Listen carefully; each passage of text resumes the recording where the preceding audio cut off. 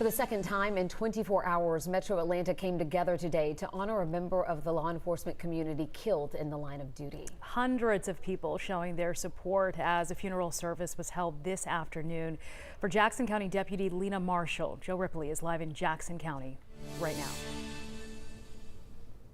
Hey, good evening to you all. It was as if time stood still today as we saw the procession of law enforcement officers from across the state lead here to Free Chapel, Brazelton to honor the life and memory of Jackson County Deputy Lena Marshall. You can see a remembrance here, a reminder of her life and sacrifice, and the sheriff's deputy car with a wreath laid upon it.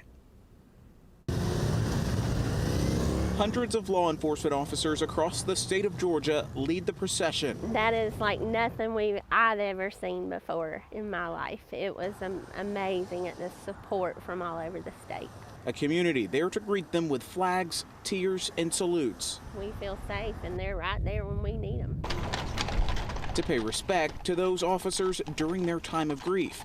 A horse-drawn carriage carrying a flag-draped casket to honor Jackson County Deputy Lena Marshall's ultimate sacrifice. You don't think about it being in a rural area like this. You think big cities and all, but it's just, it hits closer to home now. The GBI says Jessica Worsham shot Marshall earlier this month during a domestic call in Houston. With Marshall on that call was a deputy who had been on the job for a few weeks. Officials say he returned fire and killed Worsham. Marshall was hospitalized and died 3 days later. She was 49. You know, you've got children being raised without a mom now. You've got just a break in the team. I mean, they all supported one another, and now they've lost her, and it's just sad. Marshall, a mother of three, a dog lover, now laid to rest. Her own mother was a law enforcement officer, and those who knew Marshall best say she always tried to make a difference in the community she served. Oh, I'm extremely thankful for them. I don't know what we'd do without them. It was one of the most emotional things I've ever witnessed, that this young lady laid down her life for us. This was certainly impactful for the Jackson County community, which is still taking up donations for Marshall's family. You can learn more details. Just head to 11alive.com.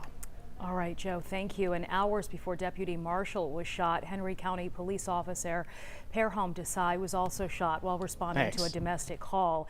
The two died hours apart at the hospital a week ago today. Officer Desai was laid to rest yesterday.